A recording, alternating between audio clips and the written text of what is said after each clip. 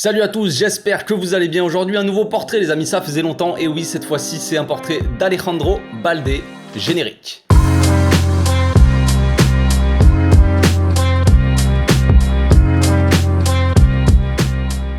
Au passage, n'hésitez pas à vous abonner, liker et commenter, c'est le meilleur moyen de me soutenir et ça fera plaisir à tonton.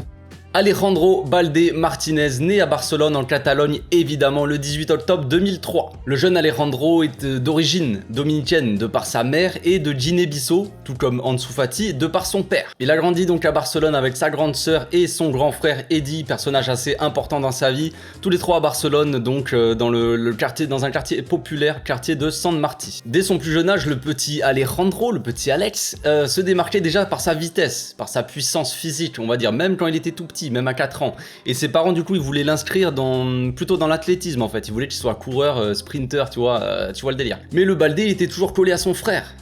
Qui jouait lui au foot. Souvent les deux jouaient dans leur quartier sur la Plaza del Porxos, exactement, juste à côté de leur école, donc ils jouaient à l'école, ils jouaient dans le quartier et leurs parents travaillaient tous les deux sur cette place là. Et c'est sur cette place donc que Balde il a commencé à toucher un peu la pelota, tu vois, avec son frère. Le plus jeune des Balde allait bientôt mettre un pied sur le terrain, on va dire, parce que vu comment il se débrouillait bien déjà sur les terrains de son quartier avec son frère, nul doute qu'il allait rejoindre son frère donc au club de football de San Martí. Antonio Lozano, personnage assez important du pays du club de son enfance, donc sorte de président, de gars qui gérait le club en fait, disait qu'à cet âge-là, normalement, l'âge de Balde à 4 ans, c'était plutôt normalement le ballon qui menait un peu les gamins, plutôt que l'inverse. Et pour le coup, Balde, c'était l'inverse. Donc le petit Balde, il allait souvent voir son frère jouer au foot et évidemment, histoire classique les amis, vous vous en doutez, c'est un peu que tout le monde, c'est toujours pareil en fait. Donc il manquait un fameux joueur dans cette équipe et évidemment le coach a demandé au plus jeune Balde, est-ce que tu veux venir remplacer le joueur,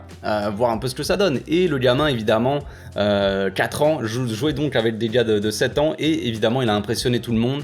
Et c'est à partir de ce moment-là qu'il a plus jamais quitté le terrain, on va dire, et qu'il est rentré au club. À cet âge-là, c'était des ligues scolaires, ils appellent ça, c'est une sorte de championnat d'école, ça met en avant les enfants en gros du quartier, et voilà, ils jouaient pas vraiment dans des clubs, ils jouaient dans des équipes, ils appelaient ça le Bayern Munich, l'Ajax, le Barça, tu vois, ils donnaient des noms de gros clubs à ces équipes-là. Lozano, lui, il dit que la famille Balde, c'était une famille assez humble, et que si parfois, il y a un mois où ils pouvaient pas payer les cotisations, on va dire, du club, eh ben le club ne disait rien en gros, ne faisait rien, il n'y avait pas de problème, c'était un peu la politique du club à l'époque, il pensait surtout aux familles du quartier avant tout. Lozano il regrette juste de ne pas avoir vu assez Balde jouer en fait plus longtemps en tout cas, parce qu'au bout de quelques mois seulement en fait, un plus gros club, le club de San Gabriel, est venu chercher évidemment les deux Balde en fait. De base ils voulaient signer le grand frère Eddie en fait qui avait du talent, mais ils ont vu le gamin le plus jeune, donc Alejandro, ils se sont dit on va prendre les deux finalement. Donc après avoir passé 1 an ou 2, je sais pas exactement, au club de San Gabriel, au petit club de Barcelone, c'était à 10 minutes de San Martí donc, et après avoir marqué énormément de buts aussi parce que il jouait souvent attaquant à cette époque-là, quand il était plus jeune, le Barça et l'Espagnol de Barcelone débarquent et ils disent on veut signer le joueur évidemment. Le petit Alejandro évidemment il a une petite préférence pour le Barça à l'époque, hein, c'était en pleine époque Guardiola, vous imaginez, donc c'était voilà, tu vois le délire. Le problème c'est que le club ils mettent trop de temps à donner leur réponse à la famille Balde et que Balde bah voilà ils se disent au bout d'un moment il faut prendre une décision et donc on va signer avec l'Espagnol. Donc il reste 1 an à l'Espagnol, il évolue principalement en tant qu'attaquant à cette époque-là et pendant 1 an, voilà, il montre tout le talent qu'il a sur un terrain de foot, évidemment, il claque des buts, voilà, il impressionne un peu tout le monde. Évidemment, le Barça, au bout d'1 an, bah, ils ont plus aucun doute et ils reviennent vers Balde comme ça, la queue entre les jambes. Est-ce que cette fois-ci, frérot, tu peux venir signer, s'il te plaît? Donc évidemment, Balde, lui, il avait une envie, c'était de signer dans son club de cœur et c'est ce qu'il a fait. Il débarque donc à la Masia à l'âge de 8 ans, même si voilà, sa famille vit à Barcelone. En fait, Balde il était en demi-pension à la Masia. Le club a convenu avec la famille que c'était peut-être ce qu'il y avait de mieux à faire pour le joueur, aider la famille pour les déplacements et enfin les papiers, des trucs comme ça, et aussi avoir un œil assez attentif, on va dire, sur la nutrition du joueur. C'est des choses assez importantes pour le développement d'un jeune joueur, surtout dans un club comme le Barça. C'est un peu la même situation d'ailleurs, ça fait penser à la situation d'Ilias Moriba aussi qui était un peu dans le même cas.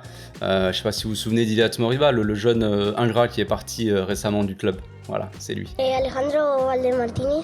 Donc le petit Baldé, voilà, il réussit ses classes et petit à petit, il grimpe petit à petit les catégories, voilà, il brûle les étapes assez rapidement, mine de rien. Quand il est jeune, il est souvent utilisé en tant qu'attaquant dans les catégories, voilà, où les gamins ils jouent à 7 par exemple. Vous savez, quand vous démarrez, vous jouez pas à 11 évidemment, vous jouez à 7 et là il était souvent attaquant, il était aussi utilisé ailier ou même des fois défenseur. Mais bon, à cette époque-là, vous savez, quand vous êtes jeune, vous cherchez un peu tous les postes, les coachs ils vous testent un peu partout. Donc il est champion avec les Benjamins C, les Benjamins B, les Benjamins A, les Alévin C, A, infantile B, infantile A, KD A, KD B, frère, avec toutes les catégories, il est champion. De toute façon, les gars, si vous regardez un peu les résultats, en tout cas pas forcément les matchs, mais les résultats des équipes de jeunes du Barça, c'est n'importe quoi. Il défonce tout le monde 10-0, des trucs de fou. Donc son talent, lui, il fait qu'il a toujours été en avance par rapport aux autres. Il a souvent été promu assez tôt, plus tôt que la plupart des jeunes en tout cas. Les entraîneurs du Barça qu'il a eu, ils avouent avoir été un peu surpris par sa progression aussi rapide et son adaptation aussi rapide à chaque fois qu'il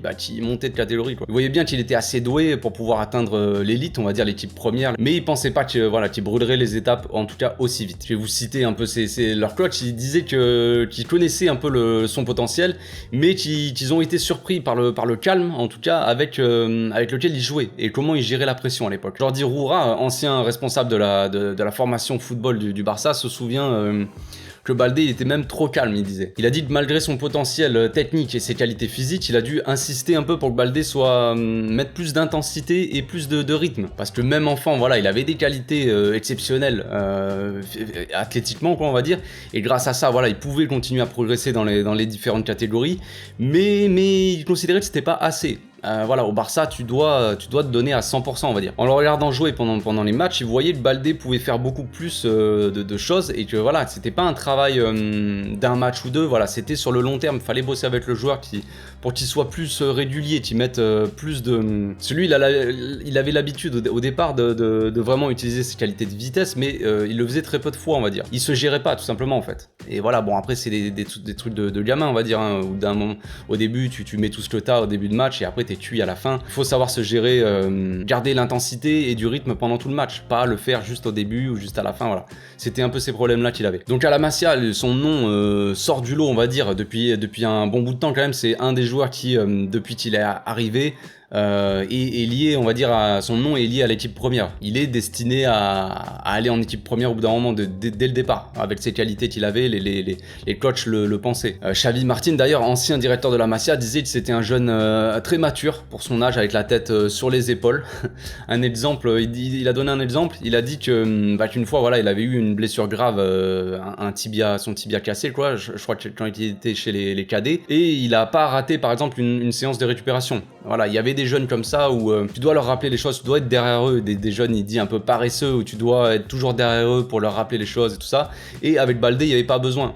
Le gars, c'est un bosseur, tout simplement. Par contre, là où il fallait le pousser un peu, évidemment, c'était dans les cours, à l'école, hein, donc. Après le collège, en gros, le Baldé, lui, il voulait pas continuer au lycée, voilà, ça le saoulait les cours. Donc en fait, il a passé un diplôme à distance pour devenir coach, tout simplement. C'est un peu la même situation que le Gavi, d'ailleurs. Gavi, c'était un bordel en cours. Je l'avais dit dans mon portrait sur Gavi. Gavi, le gars, en cours, c'était un carnage, un peu. Il tenait pas trop en place, il supportait pas trop les cours, et c'est pareil, lui aussi, il a passé un diplôme comme ça pour devenir coach. Donc après une pré-saison spectaculaire avec les juvéniles A, le gars fait une pré-saison de fou, un peu à l'image de celle qu'il a faite là, peut-être aussi. Garcia Pimienta, donc l'ancien coach de la B, fait appel à Baldé, donc il le fait monter en équipe B avec lui. Problème dans un match amical contre Cornellà, il doit quitter le terrain parce que voilà, grosse blessure, voilà, tout le monde a flippé un peu de la blessure, il sort sur civière donc, sauf que voilà, son absence heureusement est que pour 6 semaines on va dire, donc il peut continuer sa progression on va dire tranquillement. Donc pendant cette saison là, il montre toutes ses qualités de vitesse, de dribble, de percussion sur son côté, évidemment il a plus de qualités offensives que défensives, hein.